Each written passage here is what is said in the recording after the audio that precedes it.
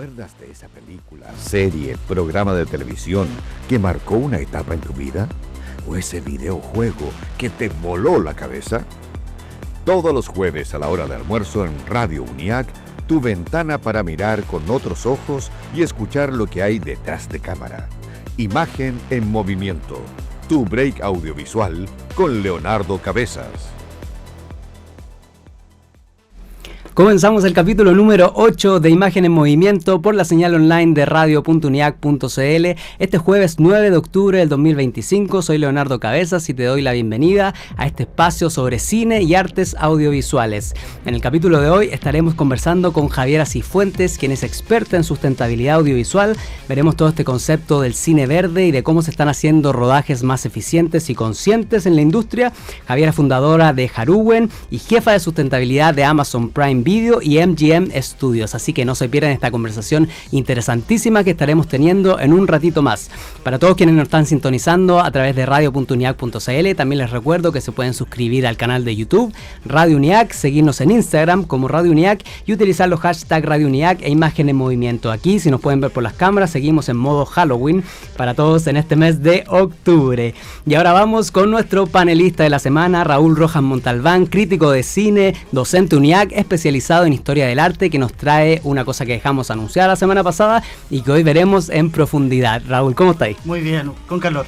Con calor, ya empezó este calor de octubre. Recordad también que en capítulo anterior estuvimos viendo y analizando las dos revistas que se crearon en la Escuela de Guiones con críticas de estudiantes y que fueron coordinadas y guiadas por Raúl. Así que para la gente después de este capítulo pueden ingresar a YouTube a ver las transmisiones anteriores para enterarse de esto. Pero hoy traes Una batalla tras otra, que es esta película que anunciaste como que te encantó. Yo creo, claro, la gran pregunta que surge es, ¿será Una batalla tras otra el mejor estreno del año? ¿O es incluso una de las mejores películas del año cuando uno ya empieza a hacer una revisión, ya un poco darle un poco de orden a estos estrenos del año? Porque generalmente este año estuvo un poquito bien cargado al terror. Sí. Recuerdo Companion, The Sinner, Weapon, Bring Her Back, sí. Y también Denominación de Origen. Uno ya empieza un poco a ordenar en ese sentido. Y me parece uno de los estrenos más potentes y contingentes del año, sin duda. Sí, Una batalla tras otra, o One Battle After Another, escrita y dirigida por Paul Thomas Anderson, protagonizada por Leonardo DiCaprio, Sean Penn, Benicio del Toro, Regina Hall, entre otros, que siguen cartelera en los cines de Chile porque le ha ido súper bien. Se estrenó a fines de septiembre y creemos que le quedan un par de semanas todavía. Sí, no, debería quedarle varias semanas. Debe ser la película, el mejor estreno de Paul Thomas Anderson, que no se caracteriza por llevar gran cantidad de gente. Muchas veces él nace un poco del cine independiente y también hay que entenderlo como un heredero de Martin Scorsese en cuanto al tipo de relato o el gran relato americano, recordando There With Blood como su gran película. Ahora, la película está basada, ¿cierto?, en una novela de Thomas Pynchon. ¿Quién es Thomas Pynchon? Es parte también de la cultura pop. Si no se recuerda un capítulo de Los Simpsons donde aparece un escritor con la cabeza tapada por una bolsa con un signo de interrogación. Yeah. Él es Thomas Pynchon porque es un escritor que ha cuidado mucho su vida personal. No se sabe un poco quién es, sino que lo importante es su trabajo. Y la película está basada, ¿cierto?, en un movimiento revolucionario durante los 60, ¿cierto? Y lo que hace Paul Thomas Anderson es actualizar ese movimiento sobre los derechos civiles en los 60, ¿cierto? En el contexto de Ronald Reagan y Richard Nixon, lo actualiza y un poco qué tienen en común. Uno podría preguntarse qué tienen en común Ronald Reagan con Donald Trump. Lo televisivo, ¿no? Como el show. Dos personajes absolutamente televisivos, uno salido del cine y otro de los medios de comunicación. O sea, Donald Trump aparece en capítulos de la lucha libre. O en el reality The Apprentice. Claro, entonces maneja los medios de comunicación. Entonces, es interesante cómo adapta, ¿cierto?, ese contexto de los 60, ¿cierto?, lo actualiza hoy en el contexto de cómo está actuando el gobierno de Donald Trump. Entonces, lo interesante es un poco el contexto, pero uno cuando ve la película uno se queda enganchado por el ritmo del relato. Es muy entretenida. Muy entretenida, es pues una película de acción, con tono, y lo mejor que maneja, creo yo, Paul Thomas Anderson es el tono, la comedia, el chiste. Sí, es una película de acción, uno se sube al auto y es acompañar a los personajes, pero también hay un humor bien interesante. La película la vi 2 veces, entonces tengo una primera impresión así como una película que no te suelta en ningún momento, dura 2 horas 40 y en ningún momento se siente ese ritmo cansino, todo lo contrario. Y desde el tráiler te captura, que es como pasan miles de cosas. Desde el primer plano ya es acción. Y el contexto es sumamente importante, porque en esa segunda vista me fijé un poco más cómo trabaja, quizás adaptando la realidad al contexto de Donald Trump, que está atacando medios de comunicación, universidades, planteles de universidades, a intervenir, sacar profesores, ¿cierto? O cómo está actuando el ICE, que es la policía, ahí está el para paralelo. Migrantes. Cómo actualiza, ¿cierto? Cómo está actuando el ICE y cómo actúa la policía militar en la película. Y ahí está la genial actuación de Sean Penn. Yo creo que Sean Penn es el que supera a todos los personajes siendo un militar ultra fascista, ¿cierto? Pero que tiene una gran contradicción, que es una contradicción racial. La contradicción racial es un poco lo que motiva a los personajes. Entonces, muchas veces los relatos de Thomas Pynchon se ramifican, son laberínticos. Por eso quizás la gente un poquito se alejó de Inherent Vice y como no enganchó tanto por ese mismo relato. Pero el relato es absolutamente lineal y uno en ningún momento se cansa un poco de seguir a estos personajes. Y el tema del fascismo es algo que está bien controversial en redes sociales porque mucha gente quiere tergiversar el término. ¿Qué significa fascismo? ¿Qué se entiende hoy por fascismo? Fascismo debiera, a ver, ¿cómo uno lo podría entender como una ideología, ¿cierto? Una ideología totalitaria que pretende controlar todos tus niveles de vida, controlar los medios de comunicación, ¿cierto? Donde estudias, ¿cierto? Un control de la población. Pero lo interesante es que esto para mí son como neofascismos. Porque estos neofascismos apelan a una supremacía racial, pero hay que entender quién es el otro hoy. ¿Quién es el otro? ¿A quién persigue el ICE? A los inmigrantes, ¿cierto? Pero hay que entender el fenómeno inmigrante como algo absolutamente natural de las poblaciones, o sea, es algo natural y lo que se quiere un poco detener mediante técnicas o tácticas fascistas, ¿cierto? Es esa natural flujo inmigrante. ¿Y podría puntualizar en algo como de tratamiento audiovisual de esta película? ¿Qué fue lo que más te llamó la atención? O sea, guión, fotografía, montaje, sonido. La idea de que graba en 35 milímetros y la idea de él era, ¿cierto?, aprovechar el formato y sobre todo también teniendo en cuenta el IMAX, ¿cierto?, de un poco de ser una experiencia inmersiva. No solamente una experiencia inmersiva con el lugar, que no se dice qué ciudad es, puede ser California, Texas, ¿cierto? Pero son las ciudades fronterizas, ¿cierto? Ese es el trasfondo, el desierto, ¿cierto? Y utiliza muy bien esa profundidad de campo para entregarte más información, porque uno sigue a los personajes, pero en la profundidad de campo está todo el contexto actual del gobierno de Donald Trump. O sea, hay mucho subtexto que el espectador tiene que darse el trabajo de estar atento, descifrar las capas, ir como desglosando todo. Claro, lo que a mirar no solamente las motivaciones de los personajes, sino de que también es cómo está trabajado, ¿cierto?, el plano y lo que está en la profundidad de campo. En la profundidad de campo está la frontera.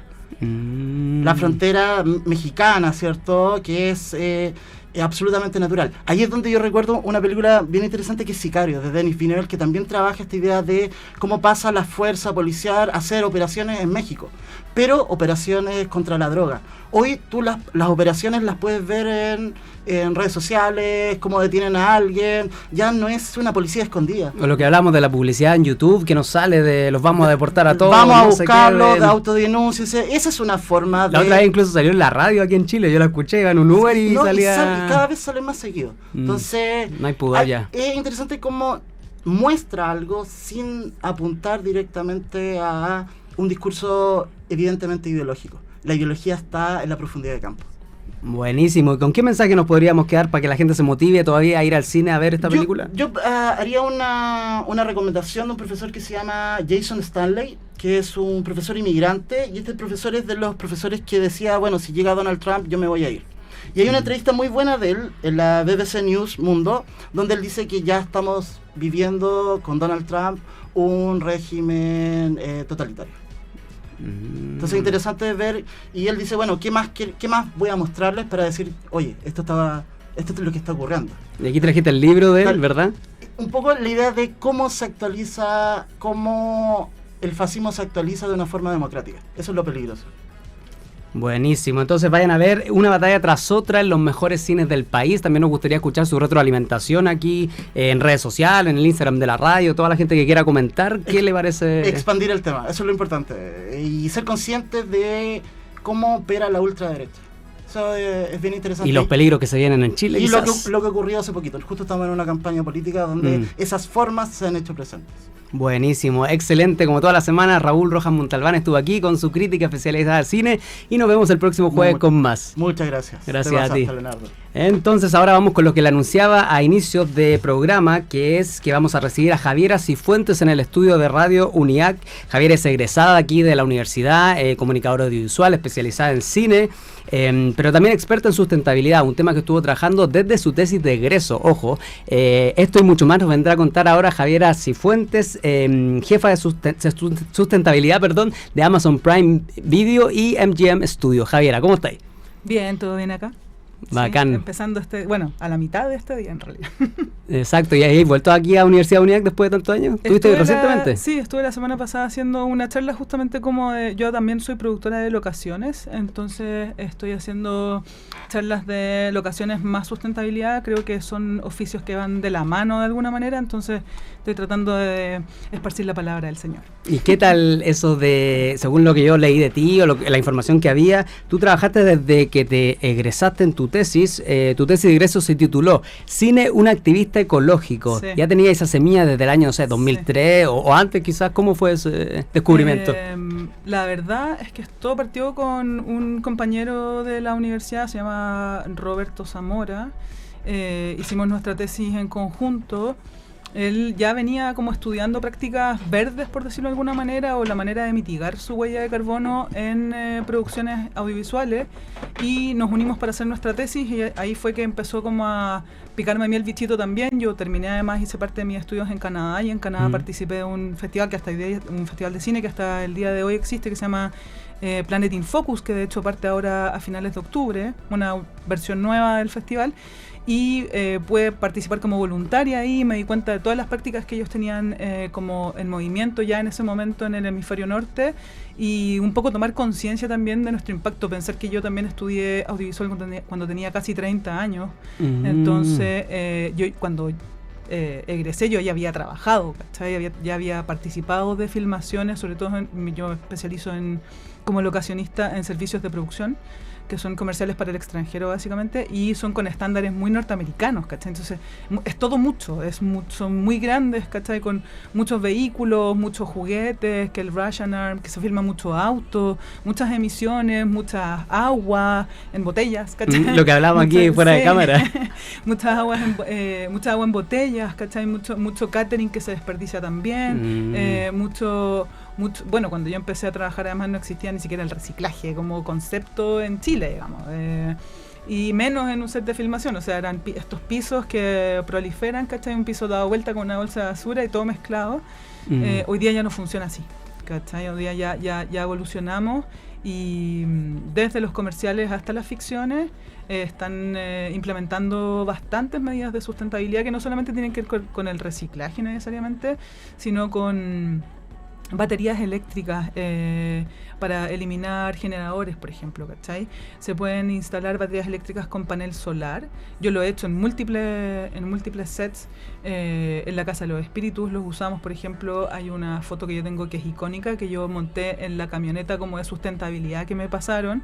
Monté atrás una estación de carga de radios, y para la oficina de producción, que era móvil, porque no estábamos moviendo mucho en el norte, en Copiapó, y monté atrás la batería eléctrica y le adosé al panel solar. Entonces quedó todo montado como una estación móvil de energía, y en un minuto estaba yo estacionada al lado del generador y el generador estaba apagado. No había necesidad de prender los generadores, ¿cachai? Estaba todo alimentado con luz solar, ¿cachai? Y esto en cuanto a costos, porque, bueno, no sé, la gente siempre ve el tema económico, creo yo, entonces no sé si hay como un estándar que se le obliga a las producciones a preocuparse de este tema, o tú eres como la Pepe Grillo que está ahí enfocando, molestando porque esto se cambie. De alguna manera hay dos cosas. Las marcas y las plataformas, ya sea Amazon, Netflix, HBO y otras, están midiendo su huella de carbono. Netflix en particular tiene metas de carbono neutral al 2030. Yo creo que ellos van un poco atrasados, pero están midiendo. Ellos miden, porque en el fondo lo que necesitamos primero es saber cuánto estamos produciendo y de alguna manera cuánto estamos produciendo por territorio. ¿Cachai? En Chile se han medido pocas producciones, quizás no suficientes para tener como todavía, yo creo que quizás este año y el próximo ya tengamos suficiente data como para decir esto es lo que produce Chile en la industria, digamos, ¿cachai? En un año, por decir algo. Pero lo están pidiendo las mismas marcas. Entonces desde ahí hay una especie de inversión extra específicamente para el humano que está supervisando lo que está pasando en el set, pero de alguna manera esto también tiene que ver con optimizar los procesos de producción. Entonces al optimizarlos tú necesariamente tienes que ver por alguna parte el ahorro. Entonces si yo voy a arrendar baterías eléctricas, ¿verdad? Y las voy a usar un panel solar y estoy apagando generadores, mi consumo de combustibles fósiles debe verse reflejado una disminución. Y en la Casa de los Espíritus lo vimos, por ejemplo, ¿cachai? Con las métricas que tenemos. En la Casa de los Espíritus también, si no me equivoco, evitamos producir cerca de 20.000 botellas de plástico.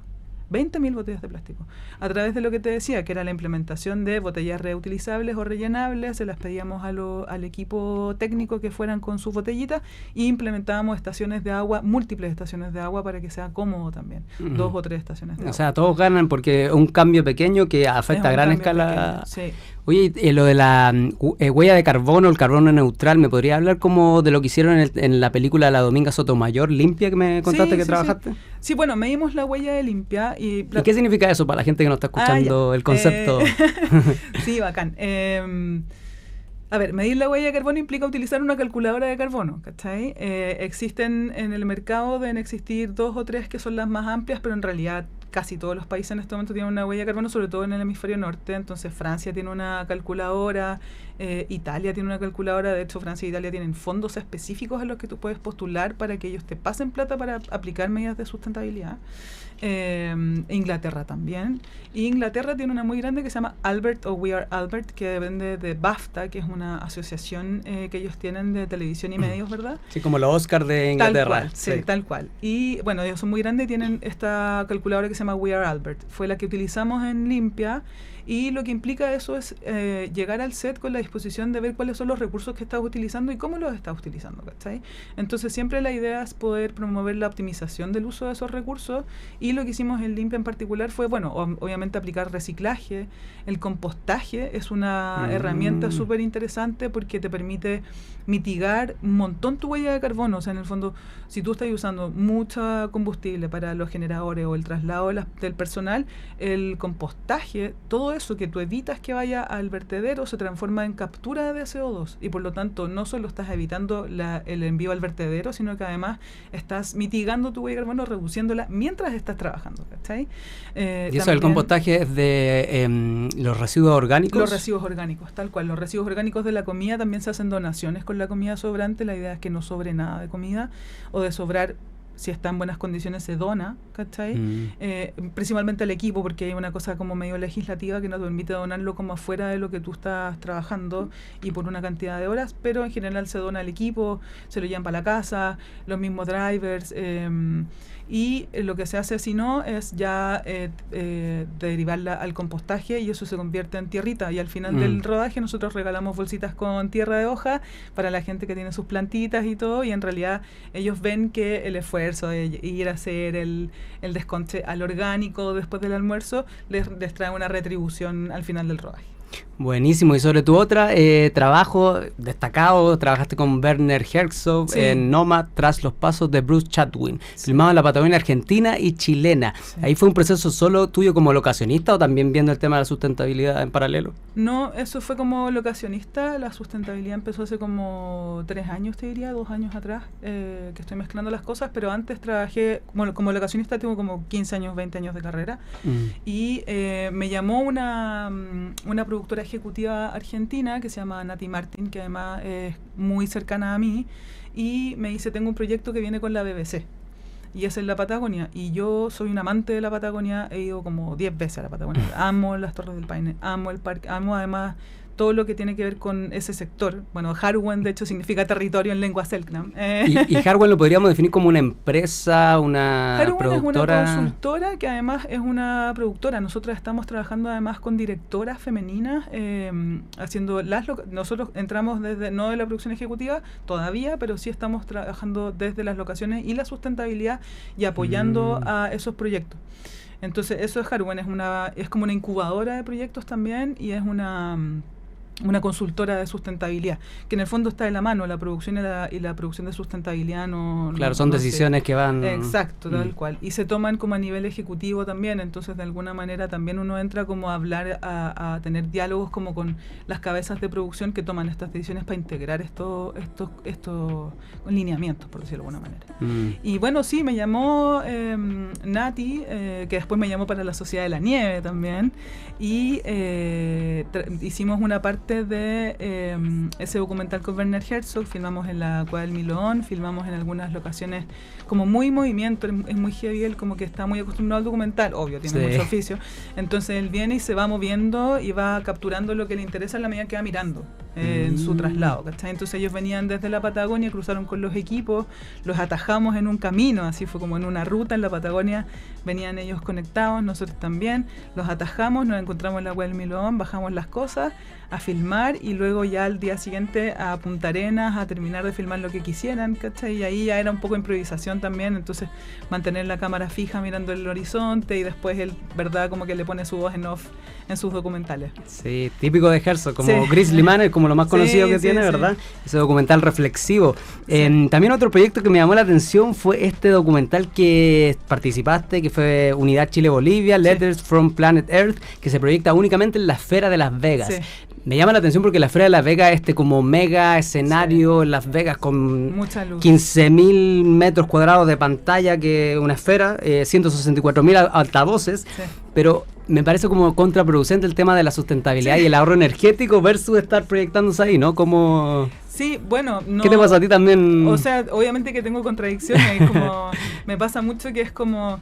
Estamos filmando y de pronto yo estoy haciendo mi mini compostaje, ¿cachai? Separando los plásticos y los papeles y todo, tratando de llevarlo al reciclaje, y de pronto llega el camión de luces, ¿cachai? ¿Cachai? Pero existen estas contradicciones todavía en la industria. La verdad es que cuando a mí me llamaron para este proyecto, yo todavía no estaba tan involucrada en la sustentabilidad, todavía estaba muy en el mundo de las locaciones, y me pareció interesante ir a filmar a Bolivia. Yo en verdad conocía el territorio boliviano, más bien como de oídas, por decirlo de alguna manera. Uyuni es típico, que uno sabe que es Uyuni, Salar, sí. Claro, que es como gigante y todo, pero estuvimos también en La Paz, estuvimos en un lugar que se llama Valle de las Ánimas, que es un lugar muy especial donde las rocas como que miran hacia arriba o se ven como que vienen creciendo, y esto tiene una creencia como de que los espíritus de los ancestros iban a desvanecerse allá para poder subir al cielo, no sé, al paraíso más bien, ¿cachai? Entonces, y esto sí, lo que sí hicimos fue que de alguna manera Bolivia te obliga, como sobre todo en Uyuni, a no ser tan invasivo. Entonces las comunidades que viven ahí, nosotros filmábamos con unas cámaras muy pequeñas, porque esto era una técnica más bien de fotografía, porque tiene que proyectarse 360, ¿verdad? Es una cosa envolvente. Entonces ellos tenían programas que unían las fotos que ellos iban haciendo para generar un timelapse más bien, ¿cachai? Y tenían un programa donde podías ver desde cada silla de adentro de la esfera cómo se veía lo que tú estabas armando. Entonces todos los días en la noche ellos ya tenían como una especie de render de lo que habíamos hecho durante el día y cómo se veía, ¿cachai?